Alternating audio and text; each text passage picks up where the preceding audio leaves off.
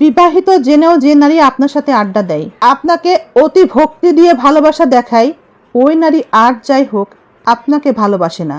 কিন্তু আপনার বউ আপনার পাশে অন্য নারীকে সহ্যই করতে পারে না, তার অর্থ সে আপনাকে সত্যি প্রকৃত ভালোবাসে। আপনি আপনার বউয়ের অহংকার। প্রতিদিন নিজেকে একটু একটু করে তৈরি করুন। প্রতিনিয়ত নিজেকে নতুন নতুন সমস্যা মোকাবেলা করান, নিজেকে নতুন কিছুর সাথে পরিচিত হবার চেষ্টা করান।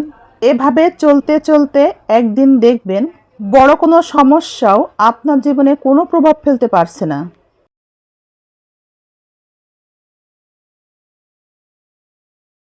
সবার প্রিয় হবার তাগিদ নিয়ে পৃথিবীতে কেউ জন্মায় না। সবারই নিজস্ব কিছু ইচ্ছা আছে, স্বপ্ন আছে, নিজস্ব স্বাধীনতাও আছে। তবে কেন আমরা এটা ভাবি আমরা অন্যের জন্য বাঁচব?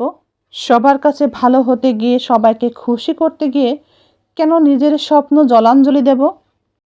সম্পর্ক টিকাতে গেলে কখনো কখনো নিজেকে একটু ছোট করতে হয়, নিজে একটু মাথা নোয়াতে হয়। কোনটা বেশি গুরুত্বপূর্ণ বন্ধুরা, সম্পর্ক নাকি ইগো?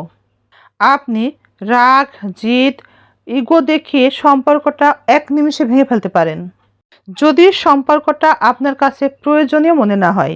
সম্পর্ক টিকাতে যদি ভালোবাসার মানুষের কাছে নিজে একটু ছোট হতে হয়, মাথা একটু নোয়াতে হয়, তাতে সম্মান নষ্ট হয় না। পরে ঠকুক আর যাই করুক, বাস্তবতা এটাই। সুন্দর মনের থেকেও এখনও সুন্দর রূপের কদর অনেক বেশি।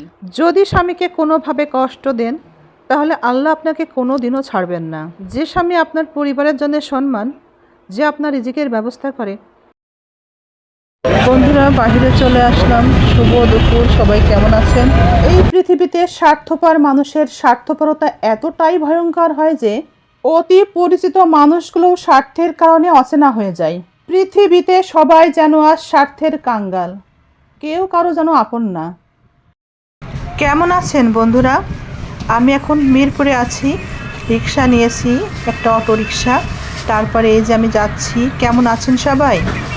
স্বামীর শখ যদি আপনার শখ হয়, স্বামীর পছন্দ যদি আপনার পছন্দ হয়, তবেই দেখবেন স্বামীর প্রতি আপনার ভালোবাসা এবং আপনার প্রতি স্বামীর ভালোবাসা হাজার গুণ বেড়ে গিয়ে। কেমন আছেন আমার বন্ধুরা? আমি এখন মিরপুর চলে এসেছি। মিরপুর 1 নম্বরে একটা ইজি রিক্সা নিয়েছি এবং আমি এখন মিরপুরের রাস্তায়। বন্ধুরা, আমি চলে আসলাম মিরপুর 1 নম্বরে ঘুরতে।